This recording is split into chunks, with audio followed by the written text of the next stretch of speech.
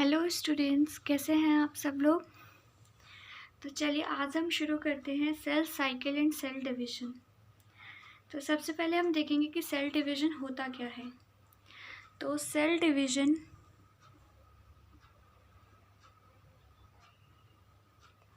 एक बहुत ही important process है जो कि न्यूक्लियस टू साइटोप्लाज्मिक रेशियो को बैलेंस करके रखता है। ठीक है।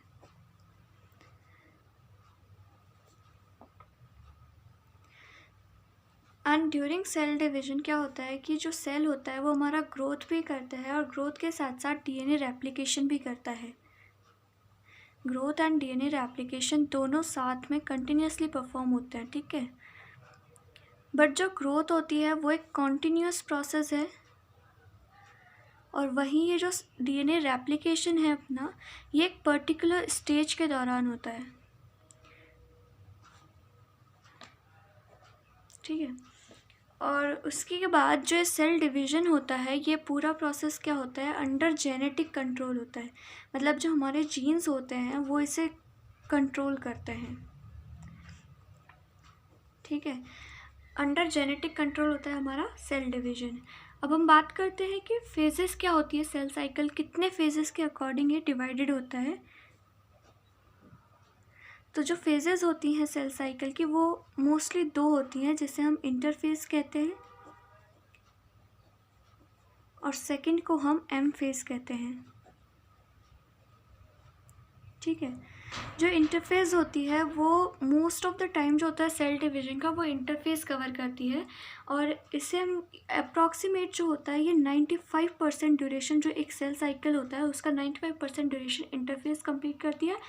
और जो एम फेज होती है वो most probably 1 hour, approximate 1 hour ही लेती है किसी भी सेल साइकिल का। ठीक है। इसके बाद में इंटरफेज के दौरान जो होता है सेल ग्रोथ करता है अपनी और अपने आप को प्रिपेयर करता है for the division, prepare itself for division. और वही एम फेज में क्या होता है, सबसे पहले कैरियोकाइनेसिस होता है सेल डिवीजन के लिए और सेकेंडली इसमें क्या होता है, साइटोकाइनेसिस होता है। कैरियोकाइनेसिस न्यूक्लियस का डिवीजन और साइटोकाइनेसिस इस साइटोप्लाज्म का डिवीजन। ठीक है। और इंटरफेज जो होती है इसको हम रेस्टिंग फेज भी कहते हैं। इंटरफेज जो होती है इसको हम रेस्टिंग फेज भी कहते हैं। रेस्टिंग फेज क्यों कहते हैं, रेस्टिंग फेज इसलिए कहते हैं क्योंकि इस दौरान सेल कुछ भी अपने आप में चेंजेस नहीं करती है, सिर्फ इतना करती है कि अपने आप को प्रिपेयर करती है फॉर द डिवीजन, और इसीलिए हम इसको क्या कहते हैं, रेस्टिंग फेज कहते हैं। अब इंटरफेज में खुद 3 फेज इंक्लूडेड होती है, जिसको हम G1 फेज कहते हैं, S फेज कहते हैं और G2 फेज कहते हैं। इसको हम गैप 1 बोलते हैं, इसको हम सिंथेसिस फेज बोलते हैं और इसको हम गैप 2 फेज बोलते हैं। जो G1 फेज होती है वो एक इंटरवल होता है, मतलब एक टाइम पीरियड होता है बिटवीन दी माइटोसिस के एंड का और initiation of DNA replication, interval between mitosis and initiation of DNA replication. ठीक है। और जो एस फेज होती है इसके दौरान हमारा जो डीएनए होता है वो डुप्लीकेट करता है। मतलब कि अगर हमारे सेल में डुप्लीकेट करता है, जैसे कि हमारे अगर सेल में पहले 2n क्रोमोसोम नंबर है तो वो 2n ही रहेंगे, क्रोमोसोम नंबर चेंज नहीं होता है, रिमेन्स सेम। जो क्रोमोसोम का नंबर होता है वो क्या रहता है, सेम रहता है। और जो डीएनए का नंबर होता है वो 2C से कहाँ कन्वर्ट हो जाता है, 4C में कन्वर्ट हो जाता है। मतलब कि डीएनए का जो अमाउंट होता है वो डबल हो जाता है किसी भी सेल में एस फेज के बाद में। ठीक है। और वहीं हम G2 फेज की बात करते हैं तो G2 फेज में क्या होता है, G2 फेज में कुछ नहीं होता, सिर्फ जो हमारे माइटोसिस के जो डिवीजन होता है उसके लिए जो असेंशियल, माइटोसिस डिवीजन के लिए जो असेंशियल प्रोटीन्स होते हैं, असेंशियल जो प्रोटीन्स होते हैं उनका फॉर्मेशन होता है G2 फेज में। ठीक है। हम एस फेज की बात करें तो इसमें एक और पॉइंट इम्पॉर्टेंट होता है कि एनिमल्स में जो होता है इसमें सेंट्रियोल का डुप्लीकेशन भी होता है। इस दौरान सेंट्रियोल का डुप्लीकेशन भी होता है। ठीक है। अब जो सेल होती है वो जी नॉट फेज में कब एंटर करती है? जब वो सेल साइकिल को एग्जिट कर देती है। जब वो सेल साइकिल को एग्जिट कर देती है तो वो जी नॉट फेज में एंटर कर जाती है। जी नॉट फेज में एंटर करने वाली सेल्स होती कौन सी है? जो जिन्हें आगे सेल साइकिल परफॉर्म नहीं करना होता, या तो वो मेटाबॉलिकली एक्टिव रहती है बट उन्हें डिवीजन नहीं करना होता। ये एक स्पेशल केस में बट डिवीजन कर भी सकती है, जैसे इंजरी हो गई कोई अपनी बॉडी में, या कोई भी किसी सेल को डेवलपमेंट की रिक्वायरमेंट है, किसी सेल को ग्रोथ की रिक्वायरमेंट है, तो उस दौरान ये जी नॉट सेल्स भी क्या करती है? डुप्लीकेट करती है। But most of the time ये प्रोलिफरेट नहीं करती है, सिर्फ ये मेटाबॉलिकली एक्टिव रहती है। जैसे कि इसका एग्जाम्पल होता है हार्ट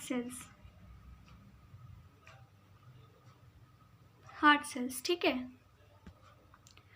नेक्स्ट जो करेक्ट सीक्वेंस होता है, जिस सीक्वेंस में डीएनए रेप्लिकेशन होता है, वो सीक्वेंस भी हम देख लेते हैं। तो सबसे पहले सेल एंटर करता है G1 में, उसके बाद एंटर करता है S फेज़ में, देन G2 फेज़ में, और देन M फेज़ में। M phase is the mitosis phase, ठीक है।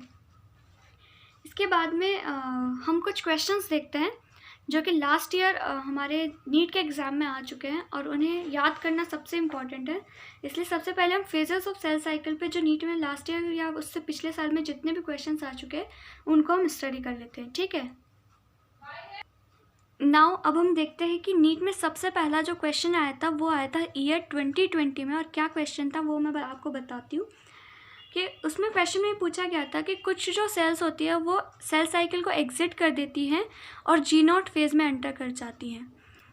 उसमें ये पूछा गया था कि जी नॉट फेज़ में एंटर कर जाती हैं at the end of which process. तो at the end of G nought phase में कब एंटर करती हैं? At the end of M phase, ठीक है, ये याद रखना, at the end of M phase. Second question आया था कि हम G1 फेज़ को कैसे डिफाइन कर सकते हैं। हम G1 फेज़ को कैसे डिफाइन कर सकते हैं? G1 फेज़ को इसलिए ऐसे डिफाइन कर सकते हैं कि इस दौरान सेल मेटाबॉलिकली तो एक्टिव होता है, सेल इज मेटाबॉलिकली एक्टिव और ग्रोथ भी शो करता है, बट जो इसका डीएनए होता है वो डुप्लीकेशन में जो इसका डीएनए होता है वो डुप्लीकेट नहीं करता है, ठीक है। तो ये याद रख लेना। इसमें बहुत सारे 4 ऑप्शंस थे, तो उसमें सबसे परफेक्ट ऑप्शन यही था, सेल मेटाबॉलिकली एक्टिव होता है, ग्रोथ शो करता है, बट जो डीएनए होता है वो डुप्लीकेट नहीं करता है, ठीक है। नेक्स्ट क्वेश्चन हम देखते हैं कि ये क्वेश्चन आया था 2019 में और ये आया था 2020 में। मतलब 2020 के दोनों ही क्वेश्चन ईजी थे देखा जाए तो। और सेल्स इन जी नॉट 2019 का क्वेश्चन था, cells in G naught phase कैसे पार्ट करते हैं। मतलब इसके ऑप्शन थे exit the cell cycle, exit करता है सेल साइकिल को, सेल साइकिल में एंटर करता है, सेल साइकिल को सस्पेंड करता है, या फिर टर्मिनेट कर देता है सेल साइकिल को। अब कुछ बच्चे सोचेंगे कि सेल साइकिल को टर्मिनेट कर देता है, बट ऐसा नहीं होता है। सेल साइकिल टर्मिनेट करने का मतलब है कि वो एसेंशियल कंडीशंस में भी रिप्रोडक्शन ग्रोथ शो नहीं कर रहा है, मतलब कि अब एसेंशियल कंडीशंस में डिवाइड नहीं हो रहा है, सॉरी, बट ऐसा नहीं होता है। हमें पता है कि जी नॉट फेज के सेल्स एसेंशियल कंडीशंस में डिवाइड करते हैं, तो इसलिए इसको टर्मिनेट नहीं कह सकते। सस्पेंड का मतलब है कि कुछ टाइम के लिए रुकते हैं, बाद में वापस सेल डिवीजन करते हैं, बट ऐसा भी नहीं होता है। एंटर करते हैं, ये तो बिल्कुल ही पॉसिबल नहीं है। तो इसका करेक्ट आंसर है cells in G naught phase exit the cell cycle, ठीक है। नेक्स्ट 4th क्वेश्चन पूछा गया था कि जो करेक्ट सीक्वेंस है सेल साइकिल का वो क्या है।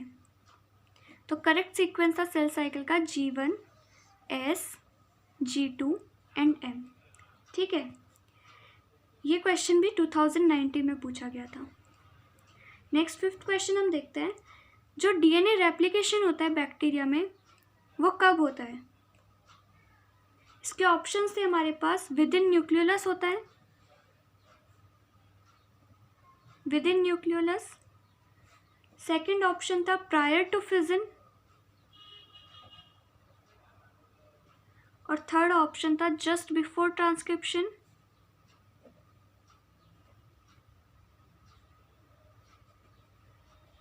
और इसी में 4th ऑप्शन था हमारे पास ड्यूरिंग एस फेज। अब आप लोग सोच रहे होंगे कि इसका आंसर होना चाहिए ड्यूरिंग एस फेज, बट ऐसा नहीं होता है, क्यों। तो इसका आंसर है कि प्रोकैरियोट्स जो होते हैं वो अपने प्रिमिटिव नेचर के कारण, प्रोकैरियोट्स क्या होते हैं, प्रिमिटिव होते हैं, तो अपने प्रिमिटिव नेचर के कारण क्या होते हैं, इनमें एक वेल मार्क्ड एस फेज दिखाई ही नहीं देता है। प्रिमिटिव नेचर के कारण क्या होता है, इसमें वेल मार्क्ड एस फेज दिखाई ही नहीं देता है, ठीक है, होता ही नहीं है एक तरीके से वेल मार्क्ड एस फेज। तो इसीलिए क्या होता है, डीएनए रेप्लिकेशन जो बैक्टीरिया में होता है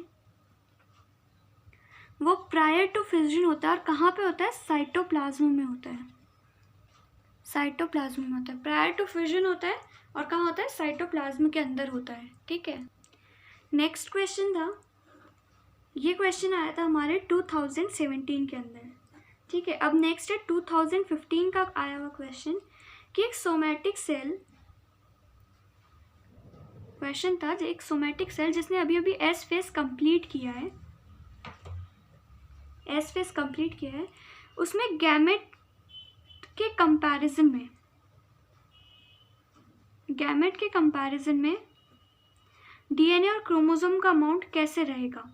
मतलब हमने पढ़ा था कि एस फेज में क्रोमोसोम नंबर सेम रहता है बट डीएनए का नंबर डबल हो जाता है, तो वही केस है, ट्वाइस द क्रोमोसोम, क्योंकि गैमेट है तो इसमें ऑलरेडी हाफ हुए होंगे, तो सेल में क्या होगा, गैमेट के कंपैरिजन में ट्वाइस तो क्या रहेगा, क्रोमोसोम रहेगा, ट्वाइस तो क्या रहेगा, क्रोमोसोम नंबर रहेगा, और वहीं इसका 4 टाइम्स हो जाएगा अमाउंट ऑफ डीएनए। गैमेट के कंपैरिजन में सोमैटिक सेल में ट्वाइस तो रहेगा क्रोमोसोम का नंबर और 4 टाइम्स हो जाएगा डीएनए का नंबर, ठीक है। तो नेक्स्ट क्वेश्चन देखते हैं, 2007 क्वेश्चन है ये और 2014 में आया हुआ क्वेश्चन है, ठीक है। क्वेश्चन ये था कि कौन से सेल साइकिल के कौन से फेज में आप ये कह सकते हो कि डीएनए का अमाउंट 4C है अगर इनिशियल अमाउंट उसका 2C था तो इसके ऑप्शंस थे हमारे पास G0 and G1, G0 and G1, second option था G1 and S, third option था इसका only G2 and fourth option था G2 एंड M फेज। तो अभी इसमें कुछ कन्फ्यूजन होता है कि G2 एंड M फेज इसका राइट ऑप्शन होना चाहिए, क्योंकि M फेज में भी वही रहेगा जो S फेज के बाद में आता है, क्योंकि M फेज तो डीएनए का अमाउंट 4C होना चाहिए, बट इसका ऑप्शन G2 एंड M ना होकर ओनली G2 रहता है।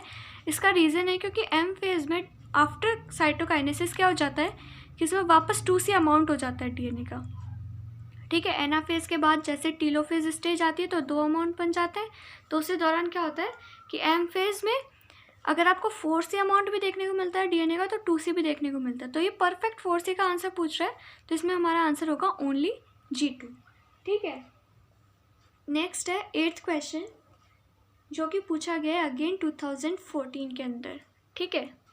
तो क्वेश्चन है कि एस फेज के अंदर कौन सा प्रोसेस होता है। हम सबको पता है कि डीएनए डबल होता है, बस यही इसका आंसर है, ठीक है।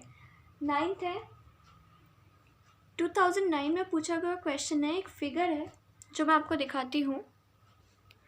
तो इस क्वेश्चन में हमसे पूछा गया था कि ए क्या है, बी क्या है, सी क्या है और डी क्या है। तो हमें पता है डी तो क्या है, एस फेज है, सी क्या है, साइटोकाइनेसिस है, बी क्या है, एनाफेज है, और ए क्या है, कैरियोकाइनेसिस। तो बस इतना सा ही क्वेश्चन पूछा गया था और इसमें करेक्ट आंसर था डी वाला एस फेज, ठीक है। नेक्स्ट 10th क्वेश्चन है और ये पूछा गया था 2005 में, और ये क्वेश्चन था कि हिस्टोन प्रोटीन्स सेल साइकिल की कौन से स्टेज पे सिंथेसाइज होते हैं, कौन से स्टेज पे फॉर्म होते हैं। तो इसका आंसर था during S phase, during S phase, ठीक है। तो मैंने आपको लास्ट 16 ईयर्स के क्वेश्चंस करवा दिए, और अगर आपको इससे ज़्यादा चाहिए तो कमेंट बिलो, मैं आपको इससे ज़्यादा ईयर्स के भी प्रोवाइड करवा दूँगी। तो चलो आज का ये टॉपिक यहीं एंड करते हैं और कल नया टॉपिक पढ़ेंगे। सो होप आपकी प्रिपरेशन अच्छी चल रही है। So thank you so much guys.